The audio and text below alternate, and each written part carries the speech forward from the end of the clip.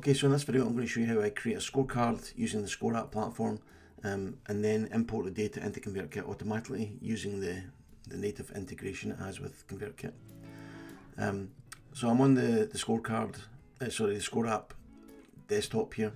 There is a free account if you want to get started for nothing. You can create a free account. It does have restrictions. You can only get 10 responses per month, and the paid plans start at £29 a month. So I've got the starter plan, so the stuff I'm going to show you at the moment is available on that plan.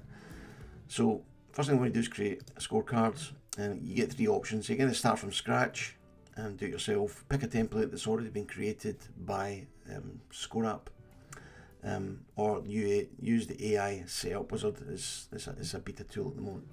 I'm going to click on pick a template, and then down the left hand side you can see different sectors or niches. I'm going to click on, let's say, sales and marketing, and see what ones we've got down here. Maybe this one here. So if I like a look at that, I can look and see what's inside this template. So it tells down here I've got 18 questions, I've got 6 categories, and I can use dynamic results. So the thing to remember is you can change the look and feel of this once you start using the templates. So if it's not like your brand colors, you can change that when you're in there. So I'm going to say use this template, and it goes away and it creates a templated version of that scorecard for me. Okay, and then it gives you a kind of walkthrough of different steps you need to do to complete it. Update your landing page, check your questions, update your results, and then start promoting your scorecard. So the first thing I'm going to do is click on the build icon here, build on the left hand side, build, and you'll see it's got the landing page in here. Now there's 3 main elements to every scorecard that you create using the ScoreApp. One is the landing page, so the page that people visit in order to undertake the scorecard. By the way, the term scorecard, quiz, assessment, they're all used interchangeably, so whichever one works best for you. For the purpose of this, I'm going to use the term scorecard. So the scorecard has a landing page where people go and visit to take the scorecard. Then you've got the questions, so the questions that are going to be asked of the people who take the scorecard. And then the third part is the results page. Okay, so that's the page they're taken to once they've completed the scorecard, so they can see how they performed in each of the categories, etc. So that's the 3 main elements. There are other additional things in like PDF reports and audiences, experiments, etc. But they are actually you need to upgrade to get access to those. So I'm just going to focus on landing page, questions, and results page. So remember, the purpose of this is to attract people to your landing page so that you can then give them something that's of value, and doing so they'll subscribe to your email list and become part of your world. So go back to the landing page, click on it here to start editing it. Like I said earlier, you can change the colours and all that kind of stuff if you want, the fonts. If I click on that on the right hand side, you'll see it pops up with configurations that I can change into style. I can change the fonts, I can change the colours, etc. If I'm not happy with that button colour, let's say I want a red button, just click that and it changes it automatically. You click on the images, you can, if you want to, you can change the image to a different image if you want. Just click on that, select a different image. So yeah, you can change that to make it look and feel the way you want. As we scroll down, you can see there's different sections in the landing page here. By default, you can delete those, you can add more sections in if you want to. Down the left hand side, you can see here that's the sections that are currently on this landing page. If you wanted to add another section in, you click on this button, it pops up a range of different categories for the sections that you can add in. For example, let's say it was call to action, then you get a list of potential call to actions that you can insert. Let's say it was that one, and you can see it inserts it in there. If you want to change the positioning of certain sections, if you look at that little 6 dots icon there, if you just click on that and then drag it to wherever you want it to be on the page, it will move it accordingly up and down the page. So you get the gist. It's quite a simple, straightforward creation process. Over here there is a button. You'll see in here button action, and there's 3 options. What do you want to do when people click that button is basically what it's asking you. Open the lead form means that it will pop up a form that the participant needs to put in their name and their email address, or go straight to the questions.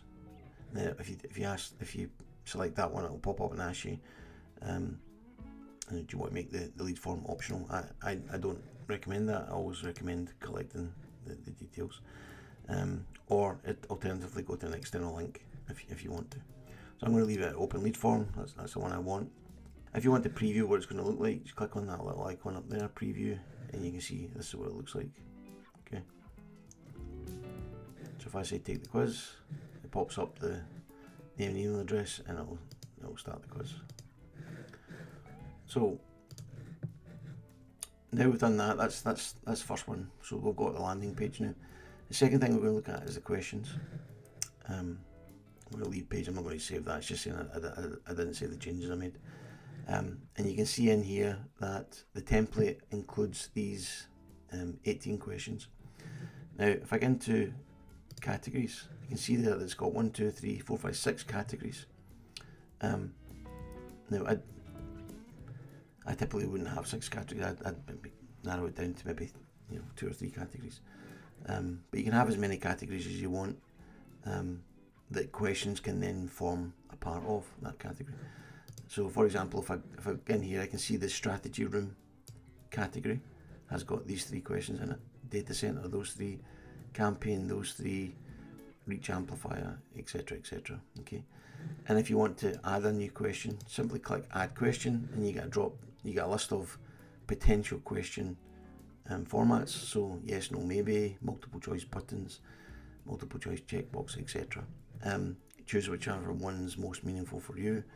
Let's say I'm going to choose a multiple choice button. Let's say, are you using email marketing in your business today? Answer 1 would be yes. Other answer, no. So there's only 2 options for that one, yes and no. When it comes to scoring, if I click, because I'm focused on this question, to the right hand side you'll see there's questions and answers. You've got options in here. So this is about the scoring when it comes to the scoring. So let's say if I say to someone, do you use email marketing in your business today? If they say yes, I could say, let's say these don't really apply, right, to these, but let's say it was strategy room. I could say, award 5 points for that if they got it. If they say no, I'm going to say for strategy, I'm going to say award them 0 points. So depending on what they answer, the amount of points that are awarded as part of the scorecard will vary. Okay, so you've got the flexibility to be able to configure that for each question. Have as many or as few questions as you want. My personal feeling is that the sweet spot tends to be between 12 and 18 questions, especially if it's not warm, warm subscribers, people who know you. Then you want to keep it to probably 12 to 15 or 12 to 18 questions. But I also tend to make them easy to answer, so it's not like I'm asking them to type in lots of things. It's mostly one-click answers: yes, no, maybe. Which of these do you like? Which of these don't you like? And it's sometimes it's a multiple choice. Sometimes it's multiple select. So you can harness a lot of information from people just by letting them click or tap on things. And what people don't want to do typically is sit and type a lot, paragraph after paragraph of stuff that they'll bail out quickly if you start asking for all that type of stuff. And that's it. That's kind of how questions work. Okay. You got page settings at the bottom here. On the right hand side, you see you got title tag and meta description.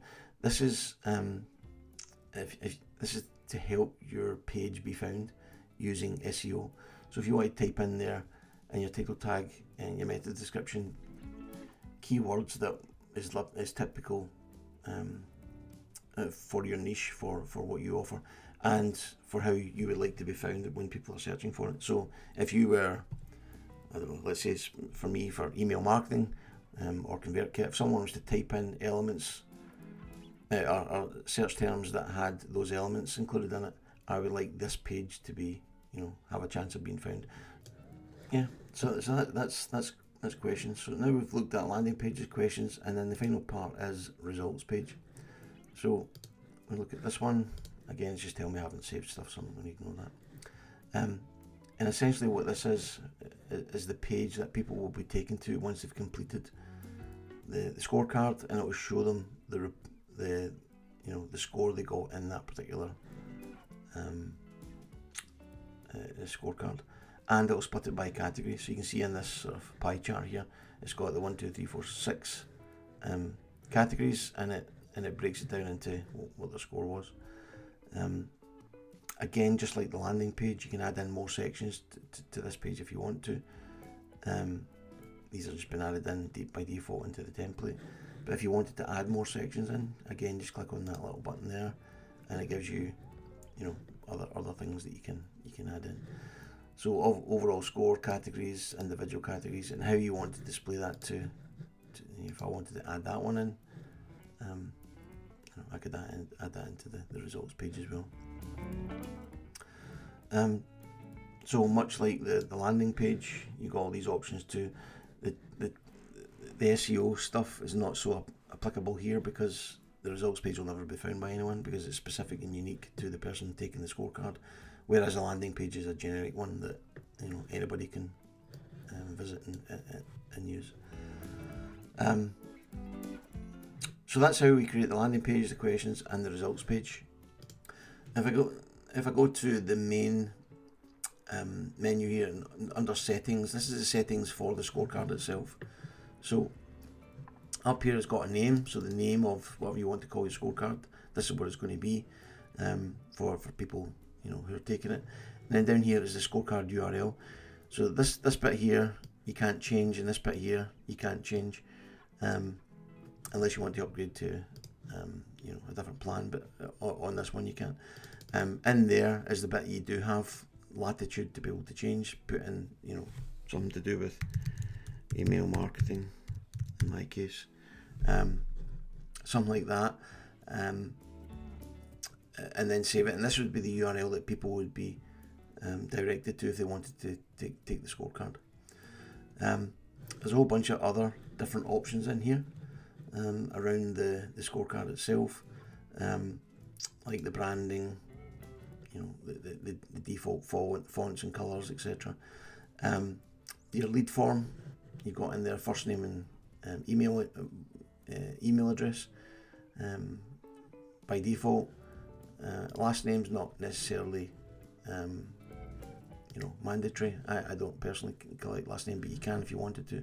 You just need to switch that on and make it make it mandatory. It would appear there. And then you get the option of the consent. So you've got implied consent. That means that they'll not see any opt-in checkbox. It's implied that they're opting in. The second one is explicit consent, is optional. And then the third one is explicit consent required. The third one is the one I take. But again, it's entirely up to you what you do. I just make sure that everybody is explicitly opting in before they do it. If you're going to do that, you need to put in a privacy statement and a privacy policy. So I'd put in my URL for my privacy policy so people can visit that. And then finally, you've got the option of the form behaviour at the bottom here. Do you want the lead, so when that form pops up, do you want it to pop up before you ask the questions or after? An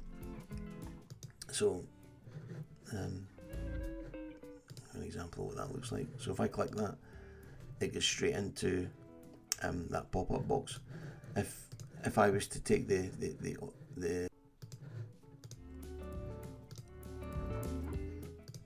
if I select that option there where it says after, then it wouldn't pop up the question. I'll just save that and show you. So with the refresh here, and take the quiz, you can see it goes straight into the questions. And then the last thing it would do is it would pop up the lead form and ask for the details. So I always like to put it up before, collect that first, and then get straight into the questions. And then you've got different things like notifications. Do you want to be notified when someone signs up? And you can configure the email that goes out. You can reword it. These bits that are kind of highlighted with the blue background are tags that you can reuse. So by default it would put in the actual email and the first name and last name of the subscriber, etc. Score tiers are how you want to rank people when they score a percentage in your scorecard. And here you can say up to 33%, rank them as amber, from 34 to 66 is red, and then 67 and above, mark them as green. You can add in different tiers if you want to, and you can delete tiers, etc. Now, integrating with ConvertKit, on here there's a integrate button, and you can see these are all native integrations. Okay, so I've got my all my subscribers on ConvertKit, so I would just click on ConvertKit, configure, connect, and I would stick in my API key, and it would hook it up there. I'm actually going to go back to a different scorecard. So this one here is already connected to ConvertKit. If I get into integrations, you can see up here it's already connected. So if I click on edit, that one's connected. Because you can actually connect, you can have multiple scorecards, but they don't all necessarily need to be connected to the same platform. Personally, I store all my leads in ConvertKit, so I only need to connect one. And once you're in there, once it's connected, you can then start to map fields like first name in the ScoreApp platform, maps to first name in the ConvertKit field, email maps to email, etc. And then we get into what's known as custom fields in ConvertKit, and ScoreApp fields that you can create for anything you want to collect. These are basically answers to your questions, and other default things like results, URL that are automatically generated by ScoreApp. So one of the questions I ask, what's your biggest business challenge right now? And then when people answer that using the available options presented to them in the scorecard, I collect that answer and I put it into this field in, say, ConvertKit. Likewise, the next one, what stage is your business at right now? Whatever the answer, I take that answer and I put it into that field in, say, ConvertKit. So by the time someone has completed a scorecard, I've collected all that data and I put it into ConvertKit via this native integration. So that's how to connect ScoreApp with whichever email marketing platform you're using. Like I say, I use ConvertKit, but it caters for ActiveCampaign, HubSpot, MailChimp, etc. So choose whichever one you use. If yours doesn't appear here, then you need to go down an intermediary route, which is something like Zapier. So you can connect via Zapier. Zapier will collect the data from ScoreApp and it'll deliver it to your email marketing platform if that's something you want to do. So just to recap, for creating a scorecard in ScoreApp, there are three main elements: the landing page, the question set, and the results page.